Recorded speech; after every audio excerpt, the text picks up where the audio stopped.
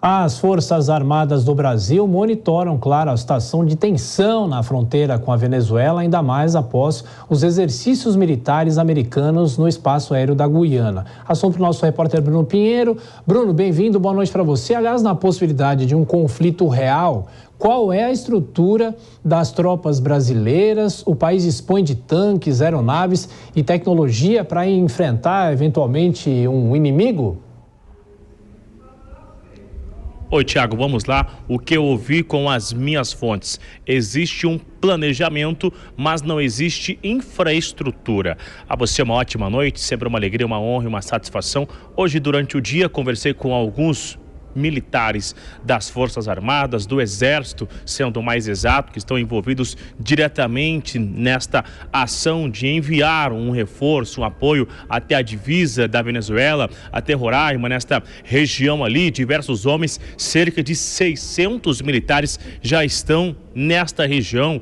Esse alojamento está sendo ampliado, inclusive uma estrutura está sendo levantada para conseguir receber esses militares. O que eu ouvi foi justamente uma tentativa de jogar luz na necessidade de investir nas Forças Armadas em relação àquela PEC que está no Senado Federal de elevar o recurso, o orçamento para as Forças Armadas numa estimativa de 8 anos. Hoje existe esse planejamento para dar uma resposta imediata, mas de acordo com os militares, a infraestrutura dificulta. Exemplo, todos os blindados que foram enviados, eles vão levar cerca de 20 dias até chegar no ponto exato. Outros que seriam um avanço de fogo não vão conseguir ir neste momento, porque não existe infraestrutura. Rodovia não suporta que este veículo chegue até lá. A ponte também não suporta,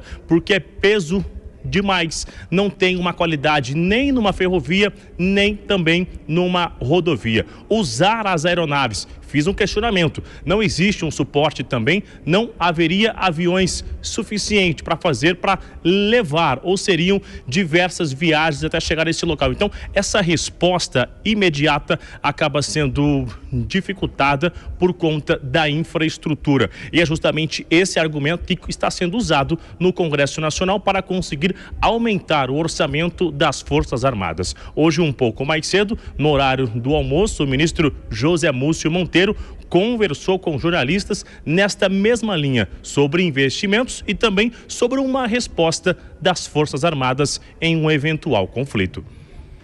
O embate não acontecerá Guiana versus Venezuela.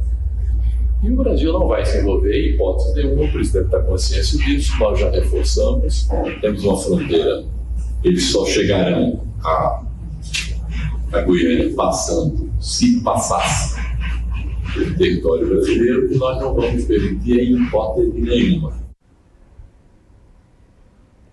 Existe esta organização, repito, já havia, o setor de inteligência já estava articulando esse planejamento, está em mãos, agora é necessário otimizar essa infraestrutura, até mesmo a forma de adiantar o tempo de chegada e de resposta em um eventual conflito, como estamos acompanhando, viu, Tiago? E Bruno, a semana pode ser decisiva para as negociações, porque o presidente da Venezuela e também o presidente da Guiana vão se reunir. E, inclusive, Lula foi convidado, ele não deve comparecer. Quem vai no lugar dele, hein, Bruno? Justamente, este convite foi realizado, o encontro vai acontecer na quinta-feira, esta semana, e o assessor de assuntos internacionais, Celso Amorim, é quem vai representar o governo do atual presidente Luiz Inácio Lula da Silva. Então, ele que será enviado, esse enviado especial, representante do governo, para tentar entender de ambos os lados. Vale ressaltar que no último final de semana, Lula recebeu algumas ligações de Nicolás Maduro, entre elas realmente para conversar sobre esta atual situação, e aí é muito importante acompanhar qual será o resultado do encontro que vai acontecer nesta quinta-feira. A gente acompanha ambos os lados e qual será a resposta ainda esta semana. Volto com você, Tiago. É isso, Bruno Pinheiro, que ainda volta na programação da Jovem Pan, até já. Bom, Dora Kramer, o ministro da Defesa foi bastante enfático, dizendo, em hipótese nenhuma, o território do Brasil será usado para um possível ataque, o acesso da Venezuela para a Guiana. O que será que está no radar das Forças Armadas, hein, Dora Kramer?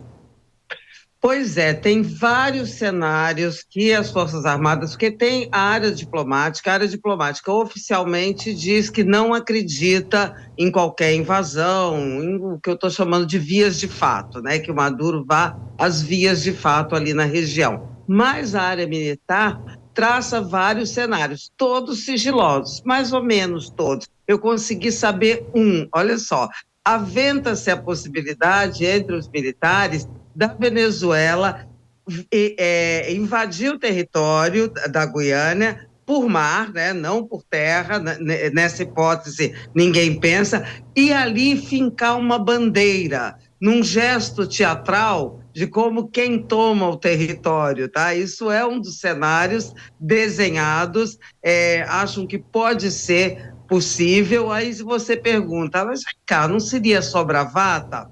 Mais ou menos, nesse ambiente se diz, olha, o Maduro não iria convocar um plebiscito que ele já saberia, todo manipulado, sabendo do resultado, para não fazer nada.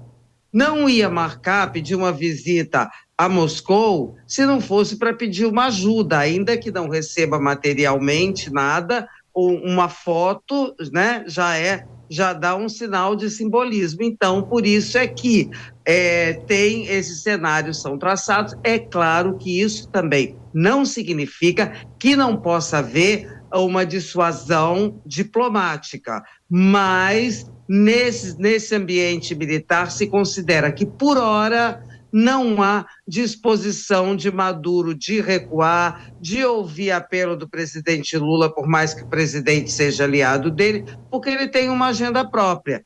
E essa agenda que é procurar um reforço interno, não é? Já que respaldo internacional ele sabe que não vai ter. Vilela, aquela história, não dá para cravar que vai nem que não vai. Agora, teremos essa reunião nesta semana, mas o que pode acontecer, ou pelo menos uma discussão entre os dois países, é difícil saber também o que vai dar, né?